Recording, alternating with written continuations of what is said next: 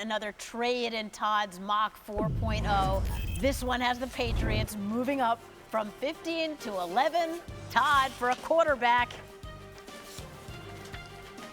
I've been getting killed all day, Susie, on this. 15 different shows I've done, and everyone wants to talk about why is Fields falling. Justin Fields from Ohio State, maybe the most physically gifted quarterback. He's got size, speed. He ran a 4.44 in his 40-yard dash in pro day. He's got the arm. He's accurate when he sees his target. But the problem is, as a team did research on this in the NFL, over 200 throws, 200 plus were to his primary receiver, only 7 were to his secondary receiver. And that's what I saw on tape, a guy that has a great scheme and great receivers. And the other thing is he likes to see his receiver come open. So I don't have him as fifth quarterback in this year's class. I have him ahead of Mac Jones, but the intel that I'm getting is that Mac Jones could go number 3 to San Fran. So yes, he falls. And Bill Belichick doesn't like drafting quarterbacks in the first round, but he also had Tom Brady for about 20 years, so he didn't have to draft a quarterback in the first round. So maybe he goes against the grain this year and moves up to go get the 5th quarterback that's still available. All right. Look, Fields' pro day was Tuesday. Decision makers, more than anything, getting to see the ball come out of Fields' hand in person. Mel, pro days carrying more weight this year because there was no combine. But how much stock do you put in his pro day performance?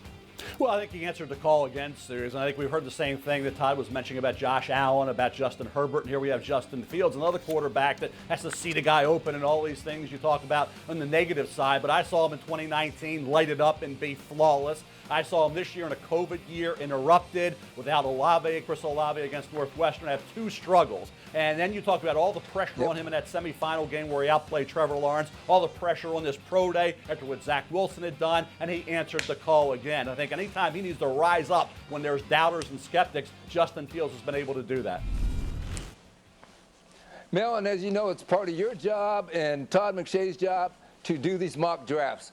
But as you know, many general managers will tell you, and I had one this morning, we're not going to even set our final board till the day before the draft. So when we say falling, let's keep that in perspective as to what it is. As far as Justin Fields go, I've had one personnel guy say within 3 years he will be the best of this group. Another one say once he learns how to be a pro, he's going to be right up there with the best of this group. And oh, by the way, there was a guy named Ben Roethlisberger who went to number 11, right where Todd has him mocked. And that's the year that Phillip Rivers and Eli Manning and Ben Roethlisberger were among the top 11 picks. I think that Ben probably turned out to be the best of them. You can get an argument there, but they're all basically potential Hall of Famers, Susie. Yeah, I'm so glad you mentioned about falling.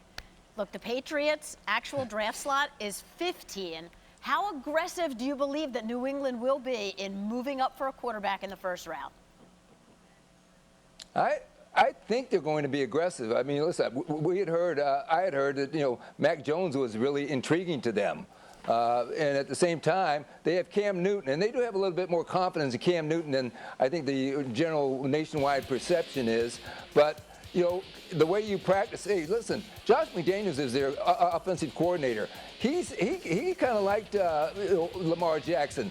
He drafted Tim Tebow in Denver when he was the head coach. Don't forget, Bill Belichick's, if you go to his historical background, he's used to guys who can move around. So, whether it's Justin Fields or Trey Lance or somebody like that to train behind Cam Newton and run that same type of offense, I think the Patriots will be aggressive and make a move up. I agree with Todd. I just don't know who it'll be. Yeah, I'm going to say it was a powerful picture to see Bill Belichick and Josh McDaniels flanking Nick Saban at Bama's Pro Day. Thank you for watching ESPN on YouTube. For live streaming sports and premium content, subscribe to ESPN+.